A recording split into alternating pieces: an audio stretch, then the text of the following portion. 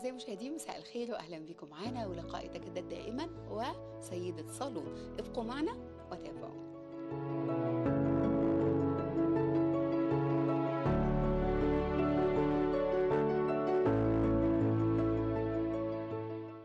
ضيفتنا وضيفتكم النهارده في سيدة صالون فتاة ريفية بسيطة استطاعت أن تخطو خطوات كبيرة جدا في مجال التربية.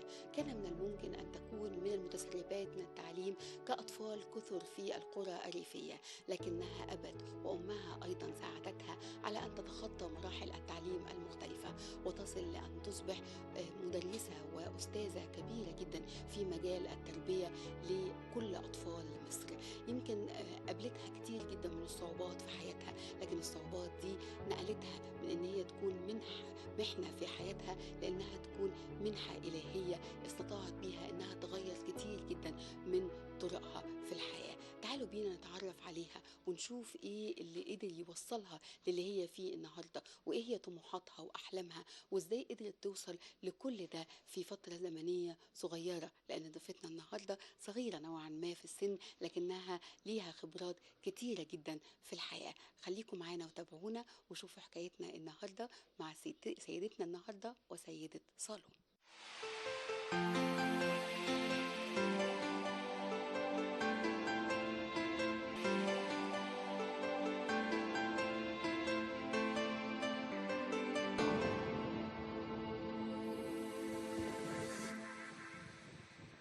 يسعدنا ويشرفنا أن تكون ضيفتنا النهاردة في سيدة صالون دكتور أماني حمدي، مدرب معتمد من جامعة عين شمس وأيضا أخصائي تعديل السلوك.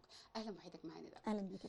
يمكن دايما بنقول إنه الأسرة والحياة في بداية العمر بتؤثر بشكل كبير جدا في تكوين شخصيتنا وفي اختياراتنا فيما بعد. إيه اللي أثر فيكي وخلاكي النهاردة تقولي أيوة هو ده اللي خلاني النهاردة أماني حمدي اللي بتعمل في هذا المجال؟ ان انا عشت مرحله الطفوله بتاعتي الحمد لله رب العالمين في حاله من الاستقرار. انا مواليد محافظه المنوفيه قريه كفر محمود. اتربيت وسط عيله بتتسم بالامان، كان في دفء في الطفوله بتاعتي، وكلنا عارفين ان مرحله الطفوله بتاثر في تكوين شخصيه الطفل بشكل كبير جدا. كان بابا ربنا يديله الصحه وطول العمر دايما كان عامل، دايما كان غايب، دايما كان بيسافر محافظات كتير جدا.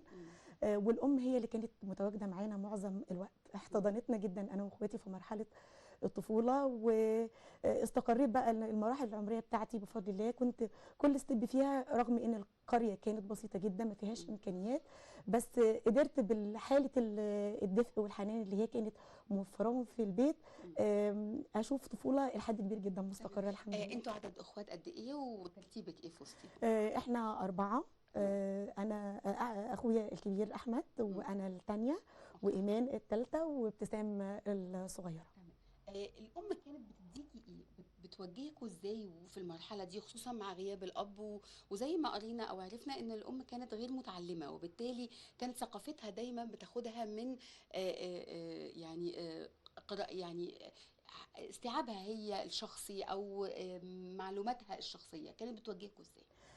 هي بالفعل كانت اللي سمعته لما كبرت مش منها، لان برضو مرحله الطفوله احنا بنبقى دايما فاكرين الحاجات اللي اثرت فينا قوي، لكن كنت دايما اسمعها تقول انتوا عارفين يا اولاد ان انا كان نفسي ابقى دكتوره، انتوا عارفين يا اولاد ان انا كان نفسي اتعلم قوي، انا كنت شاطره بس جدكم الله يرحمه ما كانش معاه فلوس ان هو يقدر يدخلنا المدرسه.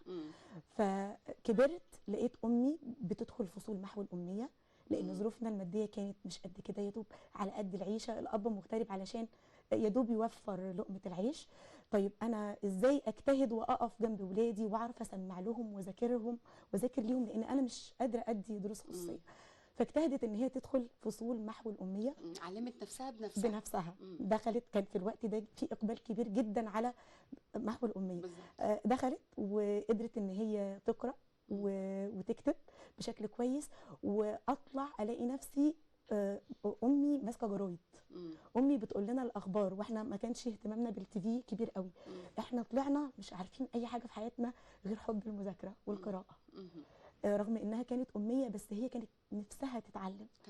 فاللي انا شفته لما كبرت، لان انا لقيتني مكتسبه حاجات كتير جدا منها من تصرفاتها.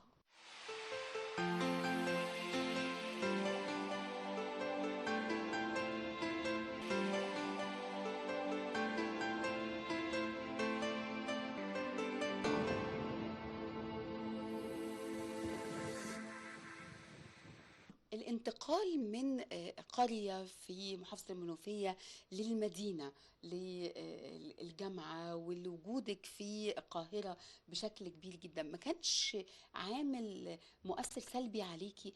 او ما كانش في مشكلة في الأسرة ان انت هتنزلي وهتتغربي لوحدك وبنت برضو تقعد لوحديها علشان خاطر تكمل تعليمها؟ ما لكيش خشي، ما في جامعة المنوفية موجودة، خشي اي حاجة في جامعة تبقى قريبة منك، ولا لا ده ما حصلش؟ لا حصل بالفعل، مم. وبرضو اخويا كان نفس الكلام. طب مم. ندخل تربيه المنوفيه عشان مم. او شبين الكوم عشان تبقى قريبه من البيت. تمام.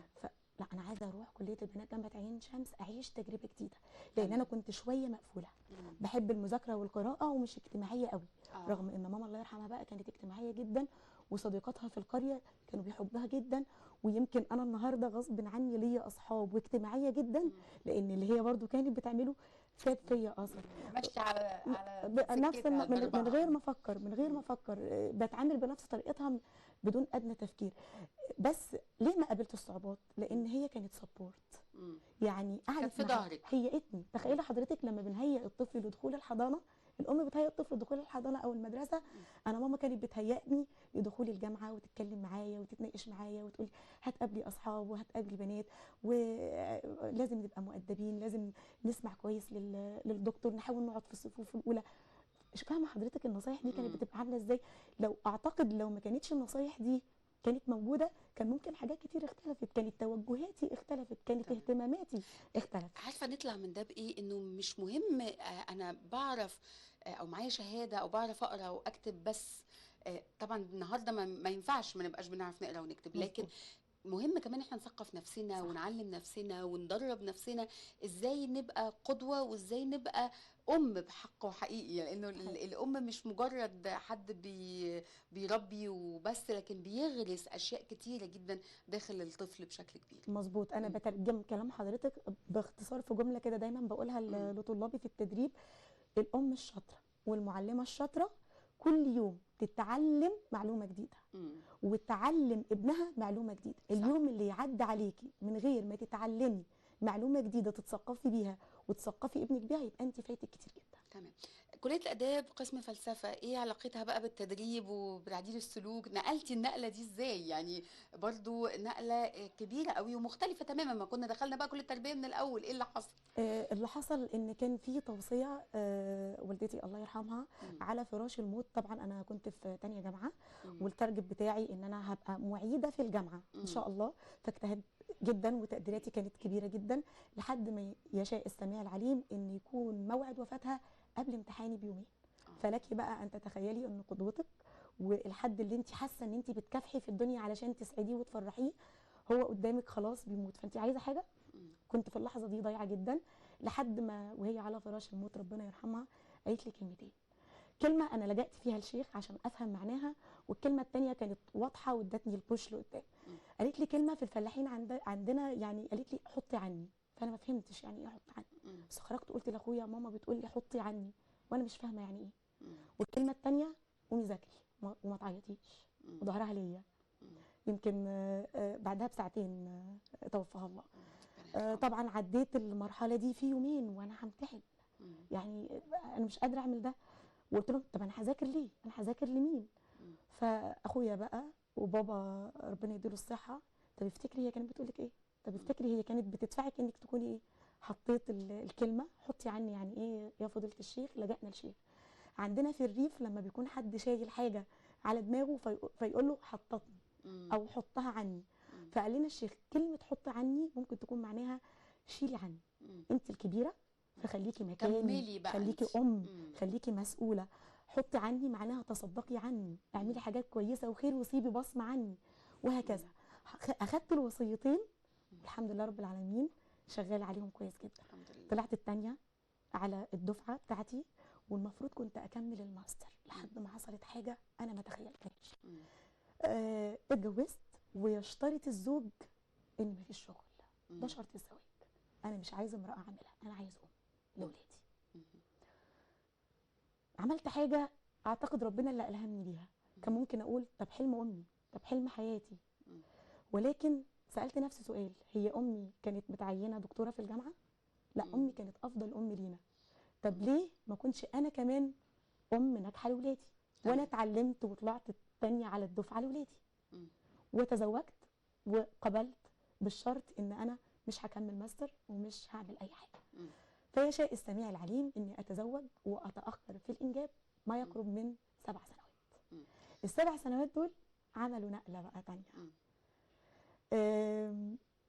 انا شخص ودي شويه، فبدات الاقي زوجي بيقول لي طبعا شايف قد ايه موضوع تاخير الحمل مؤثر على نفسيتي، وانا مش بظهر ده. فاشغلي نفسك بقى بحاجه. مش بس كده، ده انا عايزه اقول لحضرتك ان انا طالبت بالزواج من زوجه اخرى. حد هيقول لي انت مجنونه؟ لا، انا كنت فاهمه كويس الشرع والدين، ومش عايزه احسسه ان هو مجبر يعيش مع حد مش بينجب. تمام. فهو رفض، وكان سبورت جامد ليا، وقال لي انا موافق ان انت تنزلي تشتغلي. بجد ده دي حاجه من عند ربنا يعني. انا اقدر اقول معجزه، لان يعني فعلا النقمه اصبحت نعمه سبحان الله. ايوه المحنه تحولت بفضل الله الى منحه الهيه ربنا اللي بعتها ليا. عارف ان انا اتحرمت من الانجاب، فيبقى افضل مكان ممكن اشتغل فيه ايه؟ مدرسه مع اطفال او حضانه. وقد كان قدمت في مدرسه، اشتغلت اخصائيه مكتبه. بحب القراءه بس مش عارفه انا حاسه ان في حاجات عايزه تطلعيها جواكي، في حاجات عماله تطلع انا مش عارفه ان هي موجوده. فسبت اخصائيه المكتبه ونزلت المدرسه علشان اتعامل مع اطفال. ومن هنا بقى يجي نقطه التحول، اكتشف في نفسي ان انا بحب الكتابه وبحب التاليف وبالف افكار للاطفال وبالف اغاني، لحد ما لقبوني في المعهد الازهري للغات اللي اشتغلت فيه الدكتوره اماني حمدي، من غير ما اخد دكتوراه ولا اي حاجه. انت كده ازاي؟ انت عملتي ايه في المدرسه؟ انت عملتي ايه في الاطفال؟ يعني انت مش طبيعيه. بدات اكسب تعاطف اصدقائي من حواليا.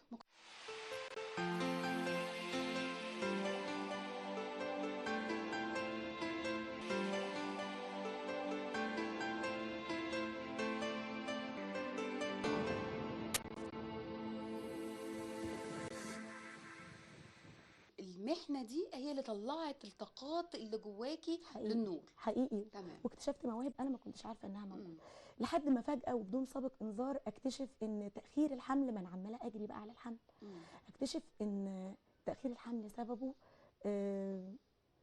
علو في هرمون اللبن. فنشوف هرمون اللبن، فالدكاتره تكتشف ان انا بعاني من ورم في الغده النخاميه في المخ. خبطه جامده جدا. خلاص ركننا فكره الانجاب على جنب ومش بنفكر فيها، احنا بنفكر في حاجه تانية خالص، ورم في المخ. الدكاتره اكتر من دكتور بيشوف الاشعه ويقول مش هتكمل، مش هتعيش اكتر من 6 شهور. الكلام ده من 2009 واحنا دلوقتي في 2022. ما شاء الله. الحمد لله رب العالمين، ما خفتش وكنت راضيه بقضاء ربنا، وقابلت الموضوع بصدر رحب، وقلت الخوف لزوجي ما تخافش، ممكن نعدي الشارع نموت، ممكن نحط دماغنا على المخده بالظبط، ونعم بالله. اخدت بالاسباب ورحت للدكتور واثنين وثلاثه واربعه عشان ربنا يديني الامل ويقول لي ان بالامل كل شيء موجود، ويكون المحنه دي او الورم ده ذريعه لاني احب الاطفال اكتر واراضي ربنا واشغل ضميري على اعلى مستوى، ويكون لي هدف بقى اني لا، ما انا هقابل ربنا في اي وقت، يبقى اعمل ايه؟ لازم اسيب بصمه، ما اموتش كده، اسيب بصمه. ويلف كام يوم واتفاجئ بحاجه، يمكن الكلام ده انتوا يعني سيده الصالون، هي الكلام ده حصري لسيده الصالون. ناس كتير جدا كانت نفسها تعرف عن حياتي وبتسالني انت نجحتي كده ازاي؟ فسيده الصالون كان ليها السبق. اكتشفت ان صديقاتي في المدرسه مجمعه لي فلوس، ويلا انت هتعملي عمليه حقن مجهري. الظروف الماديه كانت على قد حالي، وزوجي بيقول لي ما احنا نقدر نعمل ده، بس احنا سايبينها على ربنا. قلت له طب انا لقيت الفلوس دي معايا، انا مش عارفه اقول لهم ايه ومش عارفه اعمل ايه. فاخد بالاسباب واتوكل على الله والجا الى اني اعمل عمليه حقن مجهري عشان يرزقني ربنا باياد ولد. الحمد لله. ربنا يخليهم لك يا رب. عندهم قد ايه دلوقتي؟ عندهم دلوقتي 10 سنين ونص. ما شاء الله، ربنا يخليهم لك ويحفظهم لك. ايه اللي بتبثيه جواهم بعد المحنه اللي انت عديتي بيها عشان تفتح زهور كده في حياتك وتبقى هي النسمه الحلوه والبسمه الحلوه اللي في حياتك؟ عشت، والنقطه دي بقى مهمه جدا، انا اثر في حياتي وانا صغيره في الحاجات اللي كنت بتفرج عليها. الاب الروحي ليا الجميل بابا ونس، فنان العظيم محمد صبحي. مم. انا اتربيت على بابا ونيس وافلامه ومسلسلاته، مم. واللي يغلط يحط جنيه وحاجات من افكاره الجميله جدا. مم. طلعت لقيتني الحاجات دي مأثره في حياتي وبنفذها مع اليد والقلم، مم. واكتشفت ان انا ماشيه وانا بعلمهم بزرع فيهم قيم من اللي انا اتربيت عليها. مم. ودايما حريصه على قعده فيها دفء، فيها كلام، فيها تودد. قبل ما ندخل المدرسه لازم نبقى متفقين ان احنا لما هندخل فهنبقى بنساعد اصدقائنا، لما بنقف في الطابور فبنقف بسلوكيات عامله كذا، لو هنشارك في الاذاعه فلازم ما اسبقش زميلي، ما فيش حاجه اسمها شعرك عامل كده ليه انت ليه. الحمد لله رب العالمين كل القيم اللي انا حاسه ان انا المفروض ازرعها في ولادي اشتغلت على ده من الطفوله. مم. بدات بقى تظهر معايا حاجه جميله جدا لما بدات الناس تتابعني، بداوا يشوفوا ان انا ليا اسلوب شيق في توصيل المعلومه للاطفال، وكمان يقولوا لي الكبار احنا بنتفرج عليك نكون مبسوطين قوي، تون صوتك بالدفء اللي في صوتك بالمعلومات اللي بتديها بشكل توجيه خلانا احنا يا كبار مبسوطين من المعلومه وعايزين وبنطبقها مع اولادنا. فليه لا حضرتك ما تعمليش كورسز تعلمي الامهات تحديدا ازاي يتعلموا او يتعاملوا ازاي مع يعاملوا اولادهم ولادهم بالظبط كده. فقلت ليه لا.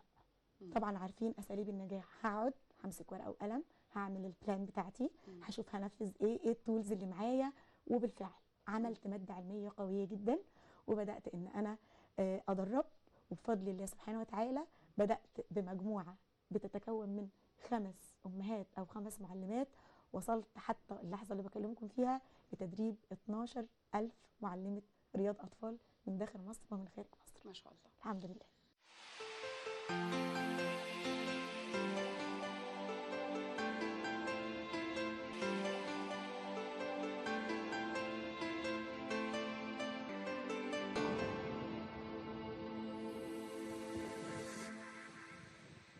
غيرتي مشوار حياتك اكتر من مرة، والقدر وربنا كان ليهم دخل كبير قوي في اختياراتك وفي توجهك بشكل كبير جدا.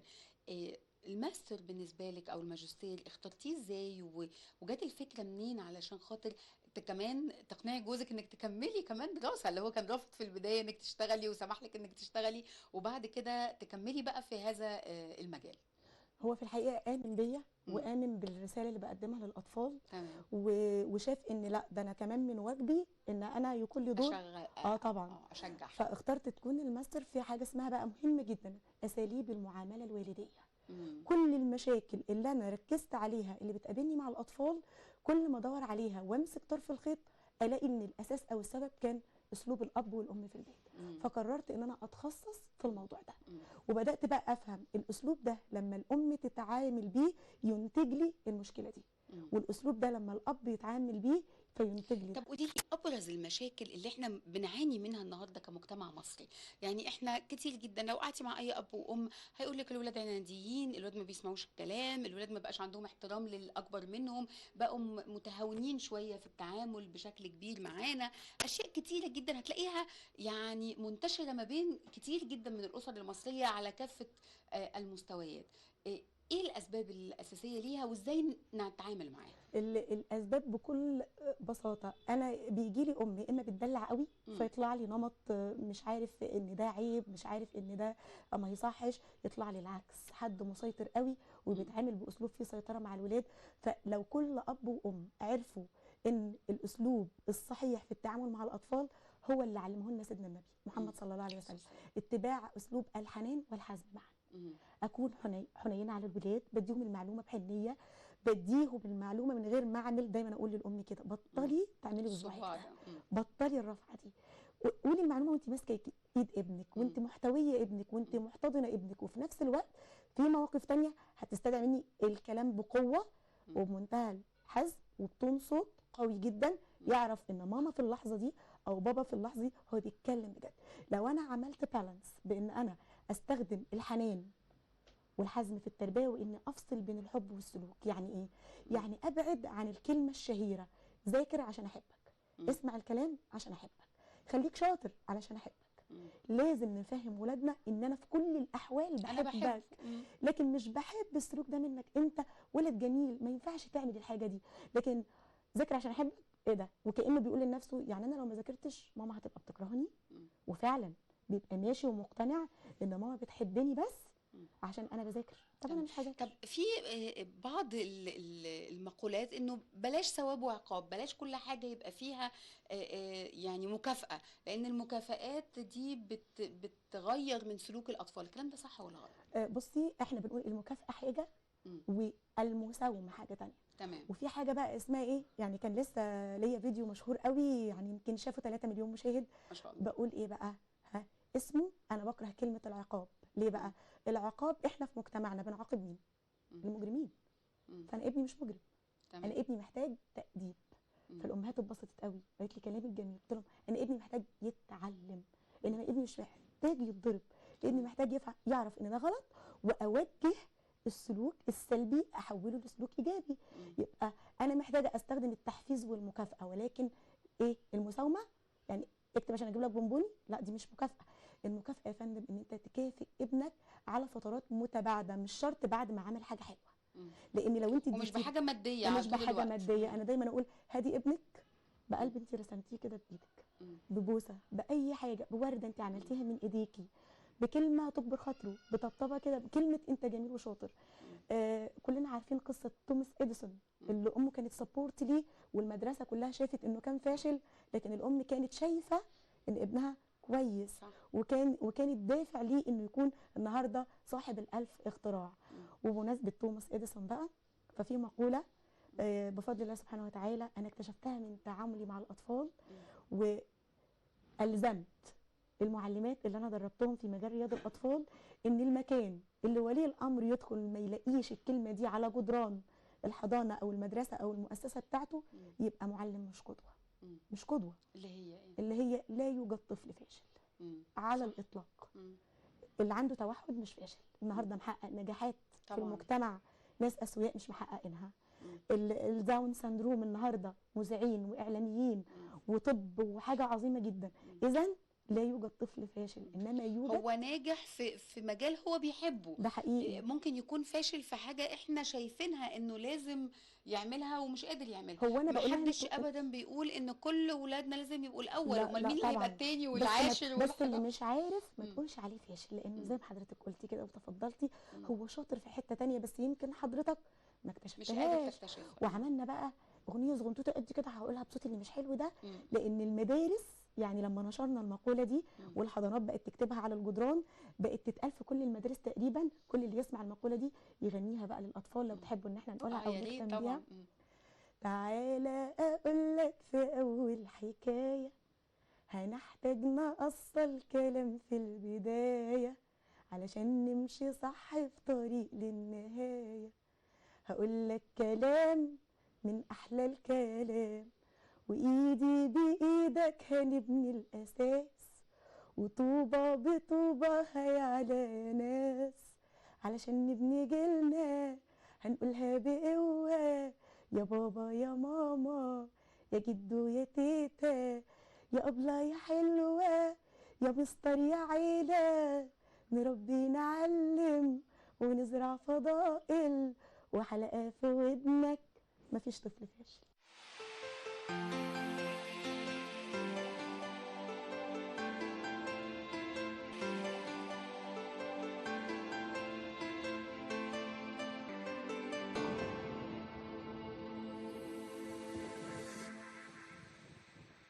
زي ما بتقولي ان مفيش طفل فاشل، كمان لازم نوجه رساله لكل سيده ولكل فتاه، ازاي ما تبقاش فاشله، ازاي ما تحسش ان هي مش قادره تعمل حاجه. يعني اذا كنا ادينا النهارده مثل على والدتك انها رغم انها كانت اميه لكنها قدرت تثقف نفسها وتطور من نفسها، النهارده في بنات كتير قوي مش عارفين يوجدوا طريقهم، تقولي لهم ايه؟ اقول لكل ام انتي اخصائيه ابنك، انتي مربيه ابنك. لو دورت على ان المدرسه او التيتشر هي اللي هتربي ولادي، هبقى انا اكيد غلطانه، لان انتي السبورت رقم 1 لابنك. لو انا اعتمدت على المدرسه بس او التيتشر بس، اكيد مش هطلع احسن حاجه عند ابني. لكن احنا الاثنين بنكمل بعض، انا بأدي دوري كمربيه وبتعب على ابني. لو انا عندي الملكه الماديه او ظروفي الماديه متيسره، اقدر ان انا اخد كورسات في التربيه، اعلم ولادي واعافر ان انا اوصل بيهم لبر الامان. لو انا مش عندي الظروف الماديه سامحه بده، فعندي وسائل التواصل الاجتماعي، بكل بساطه هسيرش وهقرا، وكل مشكله هتقابلني مع ابني هقدر ان انا اوصل لازاي اربيه بطريقه صحيحه. أكيد. يمكن تجربة ملهمة جدا لكل حد بيشوفنا النهاردة، تجربة فيها كتير جدا من الحكم والمواعظ، لكن أعتقد أنه يعني أنت لسه قدامك مشوار طويل تكملي فيه. إيه أحلامك في الفترة القادمة بإذن الله؟ هو انا حاليا الحمد لله يعني حاسه ان انا عملت كل اللي انا كنت بحلم بيه من احلام وطموحات، مم. ولكن ده لاحظت انا ما مسكتش ورقه وقلم دلوقتي وشفت ايه البوينت الجايه، ولكن انا كل ما يتعلق بالتربيه انا مش سايباه غصب عني. مم. لازم اتعلم كل يوم حاجه جديده، مش شرط اكاديميا او اجتماعيا احس ان انا عايزه ابقى اوصل لبوزيشن معين، قد ما انا تثقيفيا احس ان انا مفيش اي ثغره ناقصاني في عالم التربيه مع الاطفال. ونجحنا بفضل الله سبحانه وتعالى ان احنا نعمل العديد من الملتقيات والمؤتمرات اللي كان بيترأسها اساتذه الجامعات من كل محافظات مصر، وكانت سبورت لينا ان احنا نوصل صوتنا واهدافنا في التربيه لكل ام وكل معلمه جوه بيتها.